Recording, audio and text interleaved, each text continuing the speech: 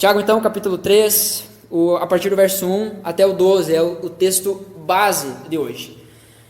O título do sermão, então, é A Língua Revela o Coração. Hoje nós vamos falar sobre um texto muito específico e muito difícil de ser falado. Nós vamos caminhar aí por alguns textos bíblicos, então eu vou pedir para que você abra todos os textos. Quando eu precisar que você abra um texto, eu vou falar, abra esse texto comigo. Caso contrário, mantenha a sua Bíblia aberta no texto de Tiago, capítulo 3, do versículo 1 até o 12, que é o nosso texto de base de hoje, ok? Então eu vou ir citando alguns textos aqui, para a gente não se delongar muito. Se você quiser, eu posso passar o esboço depois para você, tem tudo ali anotadinho, você pode pegar a referência dos textos. Muito bem, dando sequência então à nossa série de mensagens Maturidade, um chamado à fé prática. Uma pessoa madura, ela faz o que precisa ser feito. Uma pessoa madura, ela ouve, ela aprende e coloca em prática. Uma pessoa madura, ela não fica empurrando para frente aquilo que precisa ser feito. Alguns sermões atrás, eu mencionei um casal de amigo nosso, de que eles tinham opiniões distintas a respeito de algumas coisas e se desentendiam. E quando isso acontecia, ele raspava a cabeça e ela gostava que ele arrumasse o cabelo de determinada forma. E aí quando acontecia isso, ele raspava a cabeça, em forma de protesto. Isso é uma definição de maturidade, né? Nada contra quem raspa a cabeça, não é isso que eu estou dizendo. Agora, assim, aos casados, né? Você está bonito do jeito que a sua esposa diz que você está bonito, entendeu? Então, né, você tem que honrar o gosto dela. E eu usei ele como exemplo naquele dia de uma forma para exemplificar imaturidade. Mas hoje, esse mesmo cara, eu quero usar mais uma vez como exemplo, mas agora para tratar como exemplo de maturidade. Porque maturidade espiritual é uma coisa que está ao alcance de todos. Há um caminho para se chegar até lá. E muitas vezes esse caminho é doloroso, ele machuca, nos faz sofrer, nos dá calos nas mãos, nos faz buscar, e isso precisa ser algo intenso e diário. E esse cara é o mesmo cara que, na última vez que fomos para a nossa cidade, em Giruá, nós passamos em Juí naquele dia, e foi o mesmo cara que, conversando com ele, na última noite que nós estivemos lá, antes de retornar, antes de sair da casa deles, nós já estávamos de madrugada conversando e tomando café, a gente tinha o costume muito de fazer isso. E aí, antes de dormir, nós fomos orar. Estava todo mundo caído de sono já, ele falou assim, não, vamos orar, eu quero orar. Aí eu falei assim, então vamos orar de pé, né, para evitar acidente. E aí, oramos de pé, todo mundo com sono, aí cada um orou, ou eu e ele oramos só. Mas depois da oração, ele disse assim, ele olhou nos meus olhos e disse, Tito, ele me chama de Tito, disse, Tito, cara, Deus está falando uma coisa comigo e eu preciso falar isso para ti. Tu já pensou alguma vez em falar sobre Jesus na praça da cidade, Caçapava? Eu falei, cara, já pensei várias vezes. E aí ele disse assim, cara, e por que tu ainda não fez? Aí eu disse assim, cara, eu estou orando por isso e pedindo a Deus uma estratégia, mas quero, não sei como, mas quero. Aí ele falou assim, cara, Deus está me dizendo, e eu preciso te dizer isso, que Ele quer que tu fale na praça da cidade. Quando eu retorno de viagem, eu recebo, por meio do Antônio, um contato de alguns pastores da cidade, naquele dia da Bíblia que aconteceu aqui na cidade. E aí me convidaram para pregar num dos momentos. Então, era uma coisa que não tinha como ele saber que ia acontecer, era uma coisa que ele não tinha como ele saber que estava no meu coração, porque eu nunca tinha mencionado isso para ele, mas a maturidade com Deus, aliás, a intimidade com Deus, o que resulta em maturidade espiritual, vai nos fazer, muitas vezes, direcionarmos com as nossas palavras a vida das outras pessoas. Não só para ensinar o que elas devem fazer, mas às vezes justamente para confirmar aquilo que a pessoa está passando, está vivendo ou precisa viver, precisa fazer. Então, maturidade espiritual é isso, é intimidade com Deus. Quanto mais tempo nós passamos com Ele, mais maduros nos tornamos. Eu acho incrível a definição que o texto bíblico dá para Abraão. Diz que ele foi chamado amigo de Deus. Eu pergunto a você, na Escritura, tá? Qual é o relato de um pai que entrega o seu filho para a morte?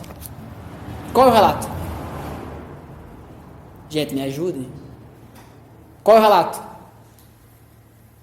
Vou ajudar, tem dois. Abraão e Deus, exatamente. Sabe aquele amigo que você tem do seu lado, ou pelo menos que você deveria ter, se não tem, ore para que Deus levante alguém assim, mas aquele amigo que você pode abrir seu coração e compartilhar suas dores com ele? Abraão foi chamado amigo de Deus. A Bíblia nos ensina que o Cordeiro de Deus, isso está em Efésios, que o Cordeiro de Deus foi morto muito antes da fundação do mundo. Ou seja, Deus sempre soube que o seu Filho teria que vir e morrer por nossos pecados. Em um certo momento da história, dentro da nossa linha cronológica, Deus reparte esse sentimento com Abraão. No fim, nós sabemos que Isaac não é sacrificado. No momento, na hora H, ali, Deus manda um anjo para o sacrifício, e aí então aparece um cordeiro e Abraão sacrifica o cordeiro no lugar. Agora, isso é maturidade. É nós falarmos aquilo que Deus quer que a gente fale. É nós darmos com a nossa língua direção de vida para as pessoas. Ainda que não cabe a nós tomar decisão por elas, mas cabe a nós sabermos orientar de acordo com a palavra.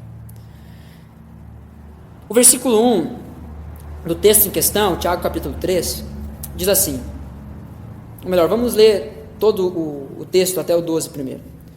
Meus irmãos, não sejam muitos de vocês mestres, pois nós, os que ensinamos, seremos julgados com mais rigor. É verdade que todos nós cometemos muitos erros. Se pudéssemos controlar a língua, seríamos perfeitos, capazes de nos controlar em todos os outros sentidos.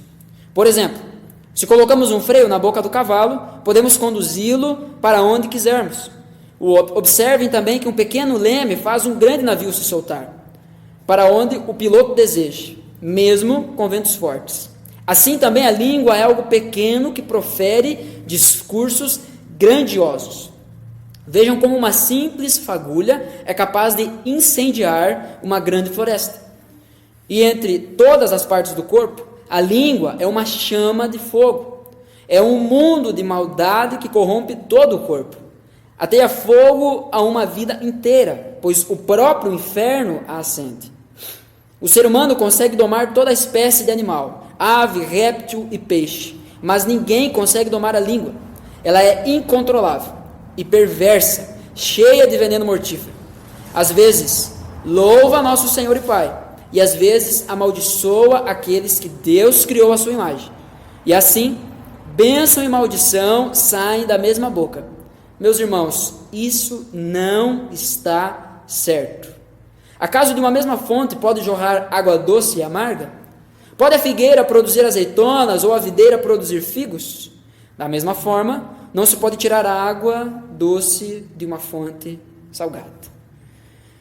O versículo 1, então, Tiago, ele é específico, ele direciona o primeiro versículo da perícope desse texto. Ele diz, meus irmãos, não sejam muitos de vocês mestres, pois nós, os que ensinamos, seremos julgados com mais rigor. O que Tiago está dizendo aqui não é que o desejo de ser mestre, o desejo de ensinar, o desejo de ajudar alguém a respeito de algo é algo ruim em si. Se fosse, nós teríamos aqui uma contradição na Escritura, porque 1 Timóteo capítulo 3, também no versículo 1, Paulo escrevendo a Timóteo vai dizer, aquele que deseja o episcopado, ou seja, a liderança, ser um mestre, ser um professor, aquele que deseja isso, deseja excelente posição. Ou seja, é bom desejarmos alcançar isso. Ainda que não seja um pastor, ainda que não seja um missionário, ainda que não seja um professor de escola, mas nós devemos desejar alcançar um patamar de referência, de influência, obviamente, boa na vida das pessoas. Agora, com isso, vem uma grande responsabilidade. Então, o primeiro ponto da minha mensagem é sobre o peso do ensino. E eu não posso começar essa mensagem, o sermão propriamente dito, de uma maneira diferente, senão com um pedido de perdão. Porque o que o texto está nos dizendo?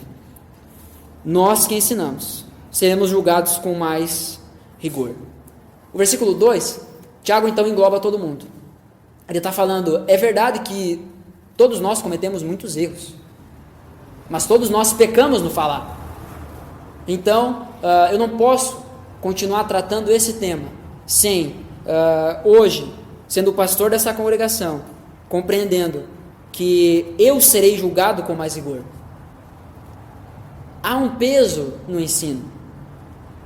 Então, ore por mim e me perdoe, porque com certeza, em algum momento, eu falei uma palavra mal direcionada, às vezes você entendeu mal, ou às vezes simplesmente eu falei mal, às vezes eu me expressei mal. Eu tenho os meus dias maus também, assim como você. Então, se em algum momento eu feri você com alguma coisa que eu disse, ou não disse, alguma coisa em algum momento que eu falei, ou que eu não falei, devia ter falado, me perdoe. Me perdoe. E esse pedido vem do fundo do meu coração. Eu já disse isso muitas vezes. Eu jamais virei ao púlpito pregar um sermão que é uma palestra. Virei ao púlpito pregar um sermão que Deus primeiro não está falando ao meu coração ou me confrontando. Então, algo bem claro que Deus falou comigo hoje, é um dos sermões mais difíceis que eu vou pregar na minha vida, porque estava me confrontando. Então me perdoem. Me perdoem, porque provavelmente eu vou fazer isso de novo. Mas eu garanto a você que não vai ser intencionalmente. E eu peço que, se você tem alguma mágoa no seu coração comigo, me procure. Deixa eu consertar isso. Deixa eu consertar as minhas palavras. Deixa eu saber o que ofende você. Porque às vezes eu faço algumas brincadeiras, às vezes eu ajo do jeito que para mim é normal, mas você pode levar como uma ofensa. Então, se eu fiz, me perdoe. Perceba, e eu quero deixar isso claro, eu não estou pedindo perdão de quando eu estou pregando um sermão e o sermão é duro porque a palavra é dura. Não é disso que eu estou pedindo perdão, não. Estou falando sobre o meu trato com você. Sobre o ensino, isso aí você precisa discutir com Deus. Então, por favor, aceitem meu pedido do fundo do meu coração. Dentro desse ponto ainda, eu quero fazer você compreender que todos nós somos professores. Todos nós somos aqueles que ensinamos, o que Tiago está dizendo. Olha, nem que seja uma pessoa, mas você exerce influência sobre a vida dela. Seja um primo, seja um sobrinho, um filho, um irmão, uma irmã, um marido sobre a sua esposa, esposa sobre o seu marido. Todos nós estamos aprendendo alguma coisa com alguém. E todos nós estamos ensinando alguma coisa para alguém. Mesmo que não saibamos disso. Então, ao mesmo tempo que Tiago endereça essa dura afirmação do versículo 1, àqueles que têm posição de liderança, ele também endereça a todos aqueles que exercem influência na vida um do outro. E todos nós temos isso. Talvez você nem saiba, mas talvez a sua forma de falar, agir, o seu testemunho está influenciando na vida de alguém.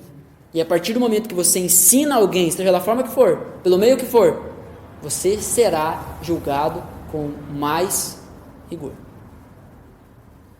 Então nós precisamos atentar para isso.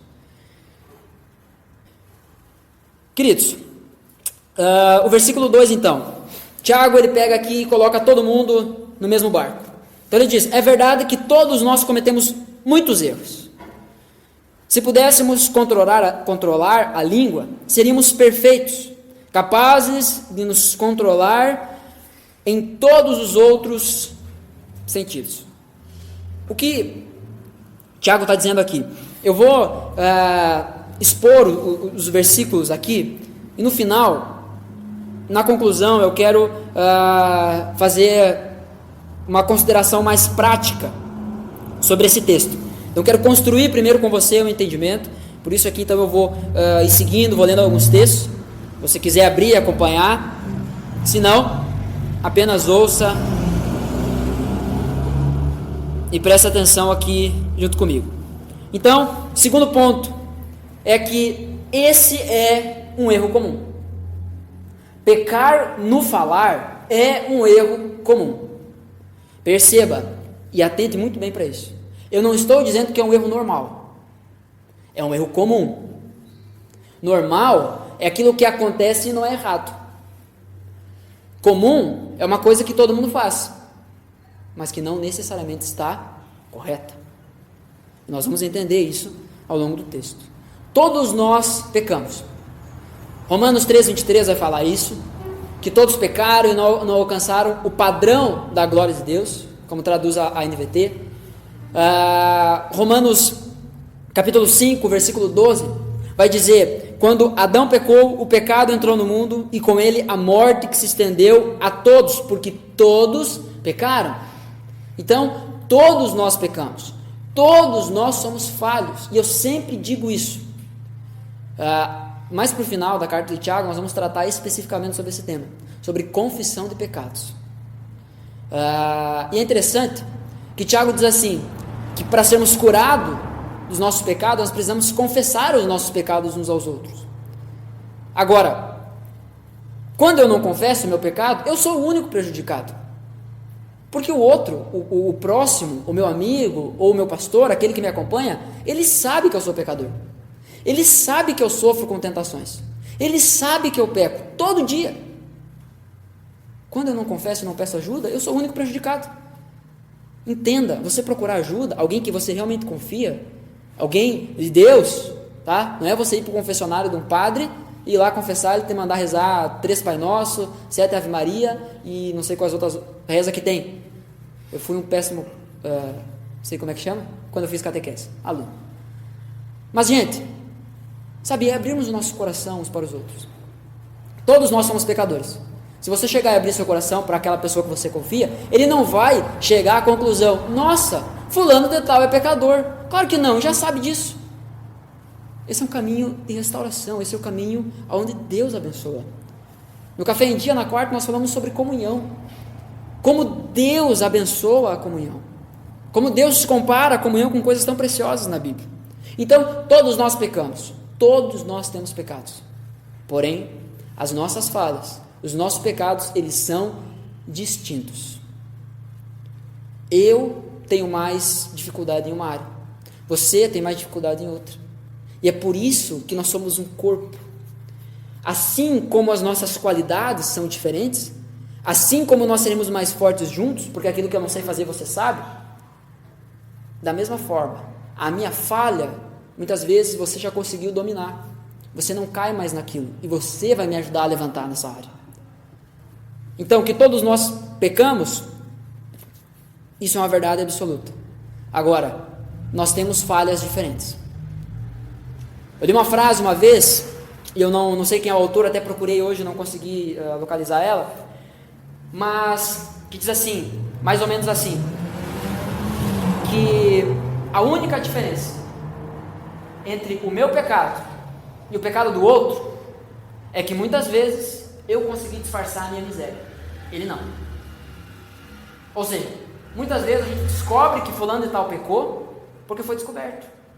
Ou uma expressão mais livre, foi pego no flagra. A gente sabe porque se tornou público. Mas a única diferença do meu pecado, o pecado dele, é que o meu ninguém sabe. E aí, o diabo vem com uma proposta de segurança.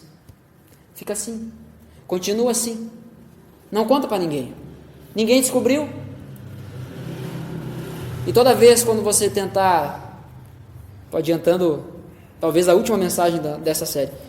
Mas talvez quando você tentar fazer algo ousado em nome de Jesus, virá uma acusação. Se você fizer isso, eu falarei, eu vou revelar o seu pecado. Eu vou tornar público a sua vergonha. Então, quando nós confessamos nosso pecado para o nosso próximo, nós estamos tornando público, nós estamos tirando a munição que o diabo tem contra nós. Isso traz cura. Então, nós temos falhas distintas. A diferença é que eu sou mais podre numa área do que você é, nessa área específica. Um exemplo claro disso, nós vemos isso muito claro, no Evangelho de João, capítulo 8, quando Jesus Jesus é colocado à prova por fariseus e mestres da lei, onde eles chegam lá com uma mulher adúltera, pega no flagra, chegam lá com a mulher e dizem assim: ó, Jesus, a lei de Moisés diz que a gente deve tacar de pedra nela, e isso até a morte. O que tu fala? Qual é a tua opinião sobre isso, Jesus? Eles queriam que Jesus então quebrasse a lei, e nós já vimos em outro momento que Jesus cumpre, Jesus dá sentido, verdadeiro sentido à lei. É interessante a resposta de Jesus. Ele diz assim: bom, então, se Moisés manda fazer isso, quem não tiver pecado, atire a primeira pedra. O interessante é que o costume, o que a lei mandava, era que primeiro as testemunhas deveriam tirar as pedras. A prioridade era das testemunhas. O segundo critério, então, eram as pessoas mais velhas. E depois, então, o resto da população que estava lá, às vezes só de curioso, louco, para dar uma pedrada. A questão é que Jesus diz: aquele que não tiver pecado, atire a primeira pedra. Quando ninguém atirou uma pedra, sabe o que todo mundo descobriu? Que os mestres da lei e os fariseus, os espirituais, tinham pecado. Então a questão é: será que é melhor nós confessarmos nosso pecado a Deus, confessarmos nosso pecado a alguém de confiança, que vai nos ajudar, que vai orar pela gente, que não vai contar para ninguém, mas que vai nos ouvir e vai nos ajudar a caminhar?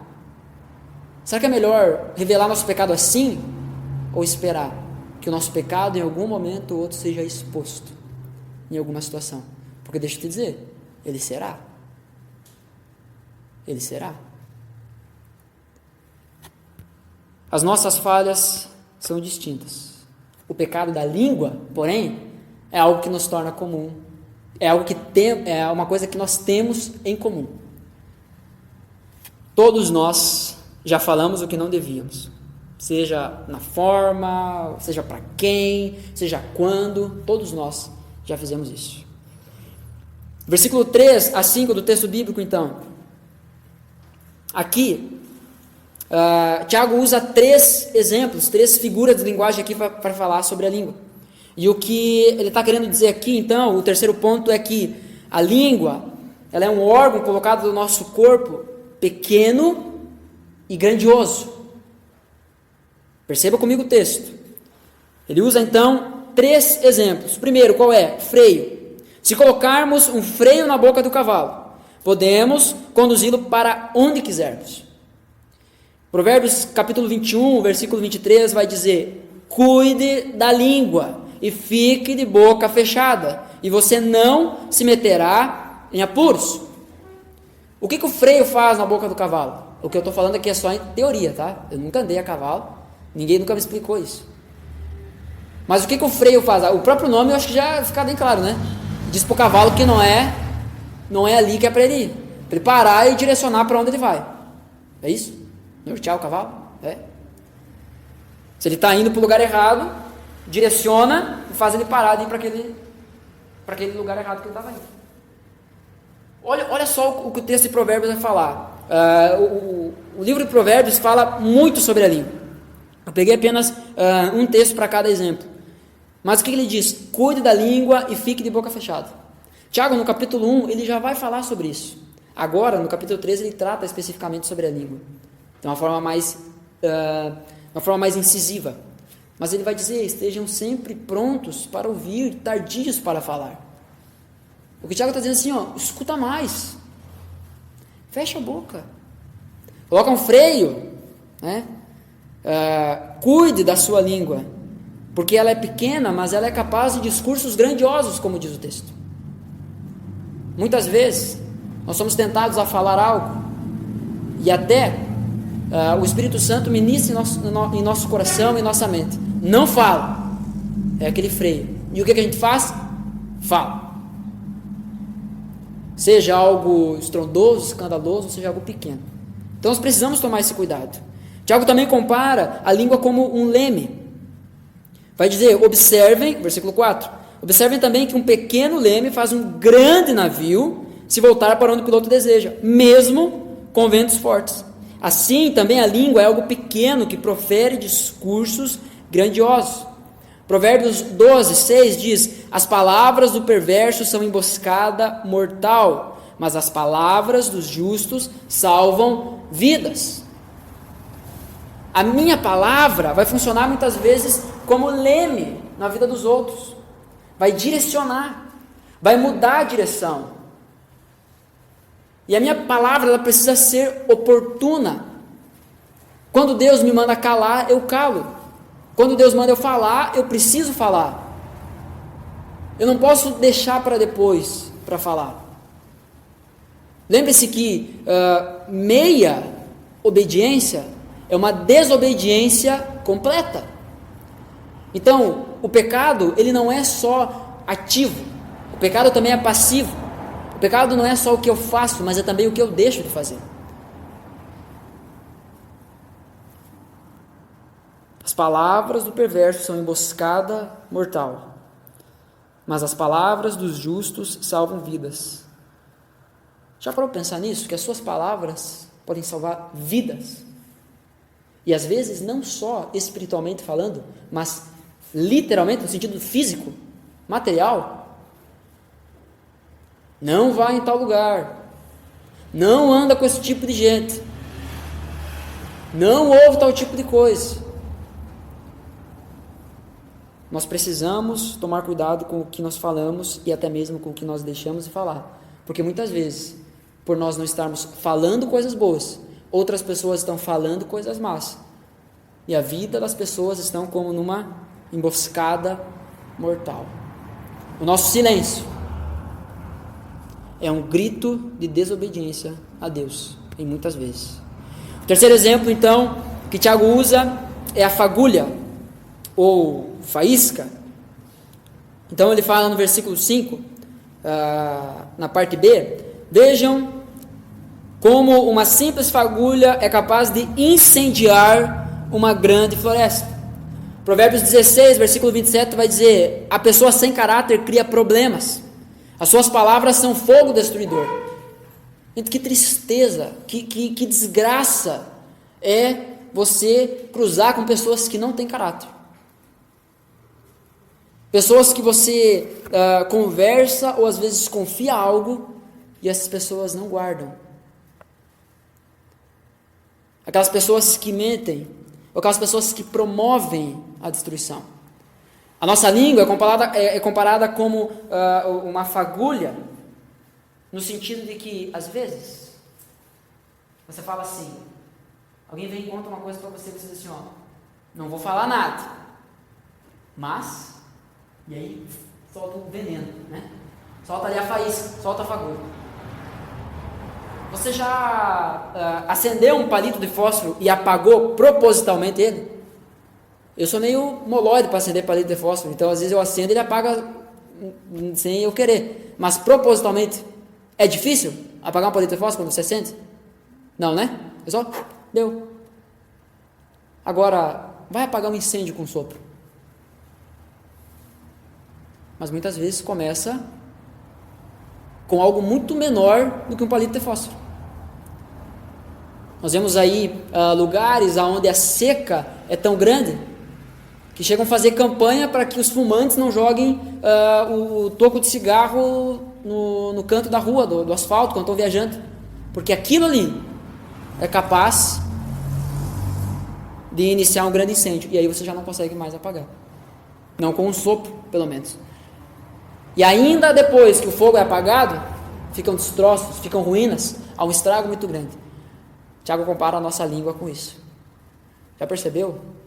Essa coisinha pequena que você tem dentro da sua boca, o tamanho, o poder que ela tem.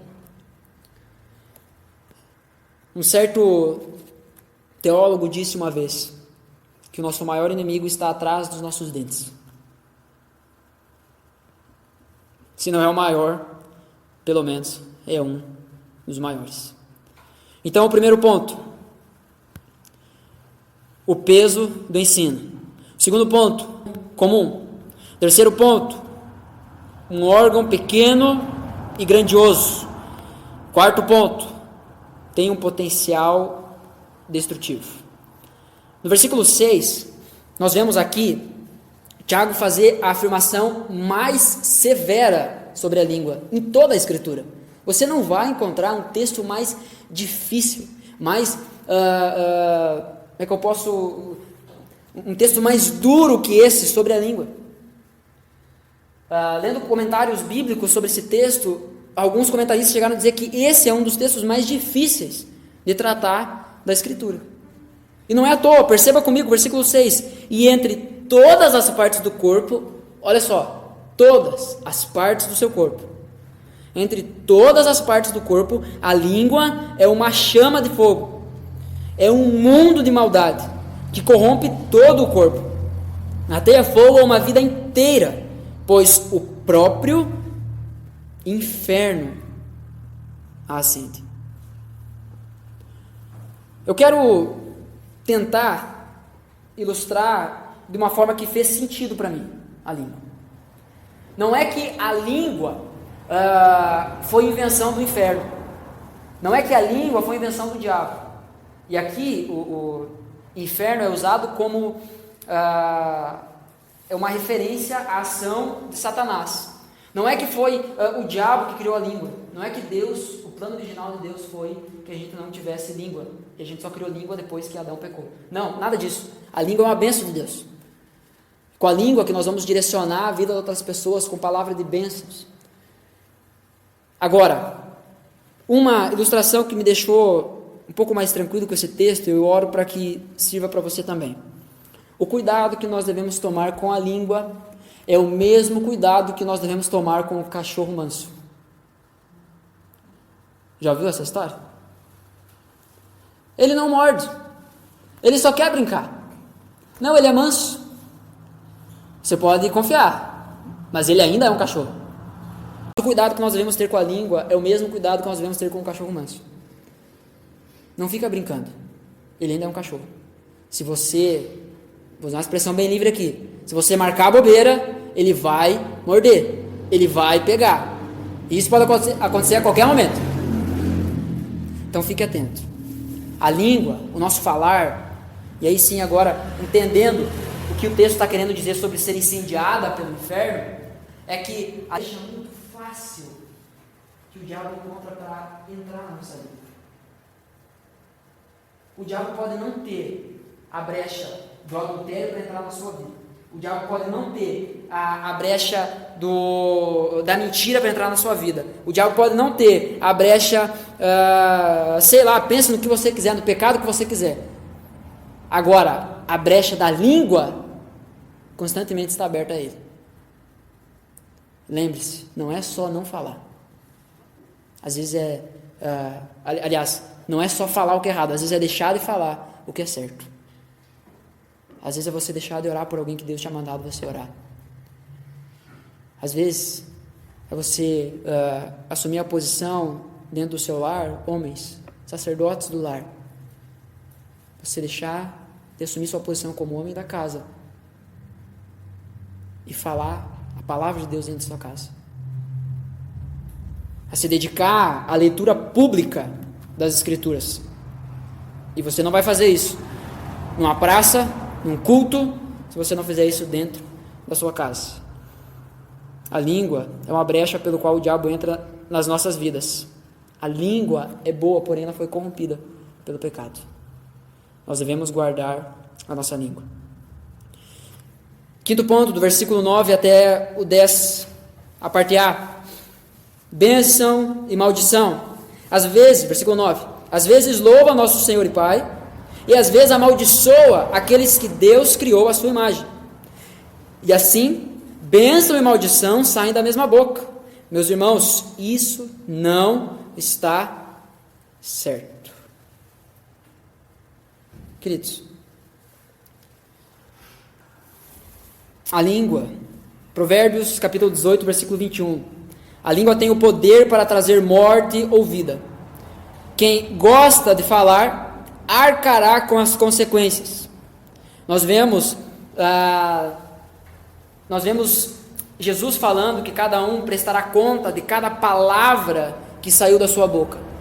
Ou seja, tudo aquilo que falarmos, nós responderemos por isso diante do nosso Senhor. Assim como aquilo que nós não falamos, deixamos de falar. Pedro é um exemplo clássico da inconstância no falar. Nós percebemos em determinado momento, Pedro,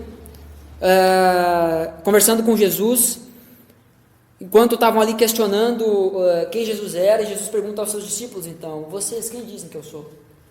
E aí, Pedro, inspirado pelo Espírito Santo, o que ele diz? Tu és o Cristo, o Filho do Deus vivo. É aí que Jesus então diz assim, que sobre essa rocha ele estabeleceria a sua igreja. Em outro momento, Pedro, no monte onde acontece a transfiguração de Jesus, onde Jesus se encontra com Moisés e Elias, imagina o papo, Jesus, Moisés e Elias. A gente tem que ralar muito para encontrar gente melhor que Moisés e Elias na Bíblia. Jesus, Moisés e Elias conversando, de repente Pedro se intromete e diz assim, bom estarmos aqui, vamos construir uma tenda para que vocês três morem aqui. Até é engraçado porque o texto bíblico diz, com a voz do céu, diz, Pedro, esse é meu filho amado, escuta ele. Eu não sei para você o que parece isso, mas para mim é Pedro, fica quietinho, Pedro, você foi chamado aqui só para assistir. Falou na hora que não devia. Ele estava apenas ali para testemunhar aquilo. Em outro momento nós vemos Pedro dizendo a Jesus, na última ceia, quando Jesus diz assim, um de vocês irá me trair.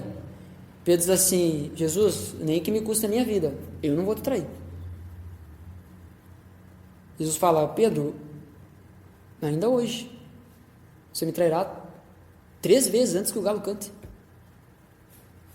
Sabe, nós vemos alguém inconstante no falar, alguém que errou e acertou no falar, alguém que proferiu bênção, mas também proferiu maldição com a sua boca. Seguindo no texto bíblico, então, o texto diz assim, a parte B do versículo 10, meus irmãos, isso não está certo. Acaso de uma mesma fonte pode jorrar água doce e amarga? E ali ele usa outros 2 exemplos. A questão é, nos 3 exemplos citados, seja na fonte de água doce produzindo água salgada, isso não acontece. Seja nas azeitonas, na figueira produzir azeitonas, isso não acontece. Ou a videira produzir figos, isso não acontece. Nos 3 exemplos citados, nós vemos que o resultado esperado é o natural. Figueira dá figo. Fonte de água doce é água doce. Fonte de água salgada é água salgada. O resultado é o natural. Nós vemos Pedro falhando constantemente no seu falar. Mas nós vemos Tiago falando claramente. Meus irmãos, isso não pode ser assim. Então, aqui nós encontramos o principal ponto da mensagem. O que eu faço? Eu olho para essas pessoas que está registrado na Escritura, que erraram, que pecaram no falar, e uso isso como desculpa para fazer, ou compreendo que Ele é digno do meu louvor e da minha adoração. Isso se dá muitas vezes no meu comportamento agradando a Ele. Enquanto Pedro é um mau exemplo no falar, porque ele é aquilo que Tiago condena, ora uma coisa, ora outra, nós vemos Jó, que foi o exemplo no falar, ou no não falar. Jó capítulo 2, versículo 10, Jó então responde à sua mulher, ele diz assim, você fala como uma mulher insensata, Aceitaremos da mão de Deus apenas as coisas boas e nunca o mal? Em tudo isso, Jó não pecou com seus lábios.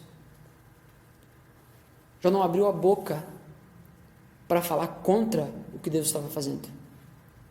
Jó é um exemplo para nós de uma língua íntegra. Eu quero concluir essa mensagem com algumas considerações práticas sobre esse texto. Quero recapitular o caminho que fizemos até aqui. O peso do ensino, um erro comum, um órgão pequeno e grandioso, tem um potencial destrutivo.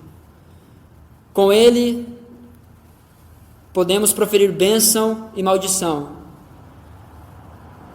E no último ponto agora, nós precisamos ter uma língua íntegra. Qual é, então, a nossa saída? Eu quero usar uma coisa muito simples para fazer a transição para a vida real disso aqui. Tá? Porque às vezes a gente tem dificuldade de olhar para um texto e aplicar ele para a nossa vida real. Você já conheceu alguém que não fala? Que é mudo? Já conheceu? Como essa pessoa vai pecar no falar se ela não fala? O problema é o coração. O problema não é a nossa língua. O problema é o coração. E agora eu quero que você abra comigo em Mateus 15. Mateus 15, a partir do verso 7. Diz assim: Jesus aqui então conversando com os fariseus, os mestres da lei, e ele diz assim: hipócritas, Isaías tinha razão quando assim profetizou a seu respeito. Este povo me honra com os lábios, mas o coração está longe de mim. Sua adoração é uma farsa, pois ensinam ideias humanas, como se fossem mandamentos divinos. Jesus chamou a multidão para perto de si e disse: ouçam e procurem entender. Não é o que entra pela boca que os contamina. Vocês se contaminam com as palavras que saem dela. Então os discípulos vieram e perguntaram: o Senhor sabe que ofendeu os fariseus com isso que acabou de dizer? Jesus respondeu: toda planta que meu Pai Celestial não plantou será arrancada pela raiz. Portanto, não façam caso deles. São guias cegos, conduzindo cegos, e se um cego conduzir outro, ambos cairão numa vala. Então Pedro disse: explique-nos a parábola de que as pessoas não são contaminadas pelo que comem. Porque qual era a briga aqui? Presta atenção aqui. Qual era a briga aqui? Os mestres da lei, os fariseus, estavam falando para Jesus e para os discípulos dele que eles não lavavam as mãos antes de comer. Isso fazia aplicação daquela época. Isso era pecado, não comer sem lavar as mãos. E aí Jesus então está ensinando que o grande problema não era esse. Versículo 16, segue comigo. Pedro então pede para que Jesus explique. E aí Jesus diz: ainda não entendem? Perguntou Jesus. Tudo o que comem passa pelo seu estômago e vai para o esgoto. Mas as palavras vêm do coração. E é isso que os contamina. Pois do coração vêm maus pensamentos: homicídio, adultério, imoralidade sexual, roubo, mentiras e calúnias. São essas coisas que contaminam. Comer sem lavar as mãos não os contaminará. Qual é o problema? O problema é o nosso coração. É por isso que a língua revela o nosso coração. O próprio Jesus, em outro momento, vai dizer que a língua fala do que o coração está cheio. Provérbios capítulo 15, versículo 8 vai dizer: o coração do justo pensa bem antes de falar. A boca dos perversos transborda de palavras maldosas. É o coração que pensa. A versão NVI, NTLH, vai traduzir como mente.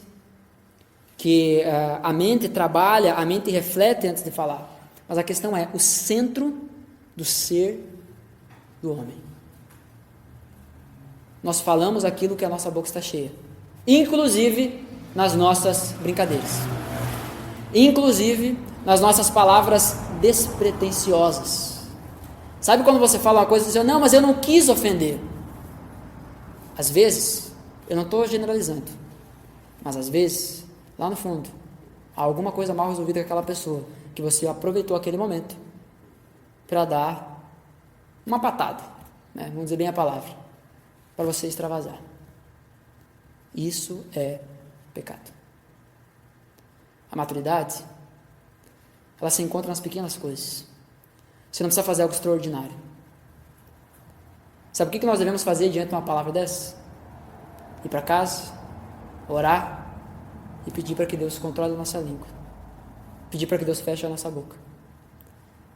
Porque proferir bênção e maldição com a mesma boca, com a mesma língua, meus irmãos, não pode ser assim. Acaso pode uma fonte de água doce jorrar água salgada? Da mesma forma, nós que tivemos o coração regenerado por Jesus, se Jesus está no nosso coração, o que vai sair pela nossa boca é daquilo que ele está cheio. Quero ler apenas mais um texto que está em Efésios capítulo 3, versículo 17, que diz assim: então Cristo habitará em seu coração à medida que vocês confiarem nele. Suas raízes se aprofundarão em amor e os manterão fortes. Eu não sei você, mas é um reflexo difícil de controlar. A fala, a língua. Na quarta-feira nós estávamos comentando no Café em Dia sobre, e aí eu vou usar o meu exemplo, porque não vou usar o exemplo de outra pessoa, mas quando eu me converti, antes de me converter, eu falava muito palavrão. Muito. Fazia parte do meu vocabulário. Boca suja. Quando eu me converti, meu coração foi transformado. E quando aquelas palavras começaram a sair da minha boca, aquilo começou a ficar desconfortável aqui dentro. E eu tive pessoas que com a sua língua proferiram bênção sobre mim e me ensinaram que aquilo não era a forma correta de falar, que aquilo era pecado. A Escritura fala que da nossa boca não deve sair nenhuma palavra fútil, pelo contrário, apenas palavras para edificação, que surjam de proveito para os outros. E eu aplico isso a tantas outras coisas. Filmes, músicas. Nós não percebemos, mas nós falamos de acordo com aquilo que nós ouvimos. Agora estou falando sobre um exercício lógico. Conhece aquelas pessoas que foram embora? Aqui eu não sei se esse exemplo vai funcionar muito bem, mas lá da nossa cidade, pelo menos, lá nós falamos no T, né? Gente, leite quente. Era engraçado que alguns iam embora da cidade, vinham cidade grande, voltavam falando ti, né? Uns era por fresco mesmo, por achar que era bonito. Outros era porque, porque eu vim de fora, né? Enfim. A questão é que muitas vezes, por ouvir os outros a falar, começa a falar igual. Entende? A gente fala de acordo com aquilo que a gente ouve. A questão é com quem você tem alimentado o seu coração. A língua revela o seu coração. A língua revela com o que você tem alimentado o seu coração. E isso se aplica a todas as áreas da nossa vida. É com a língua que você se comunica com a sua família e desenvolve relacionamento com ela. Aonde você tem buscado princípios de família. Aonde você tem buscado princípios de casamento. A forma como você deve tratar sua esposa, seus filhos, seus pais. A língua vai revelar tudo isso. Ou seja, nós somos aqueles que nos denunciamos. A nossa oração, o nosso pedido é que confiemos o nosso coração ao Senhor. E o texto que nós acabamos de ler. Então Cristo habitará em seu coração à medida que vocês confiarem nele. Suas raízes se aprofundarão em amor e os manterão fortes. Quanto mais confiarmos nele, mais o amor dele será enraizado em nossos corações. E aí, a nossa boca limpa, a nossa língua proferindo bênção, será apenas uma consequência de um coração puro e agradável a Deus. E lembre-se, não é só falar o que é errado, mas também é não falar o que é certo. Vamos orar?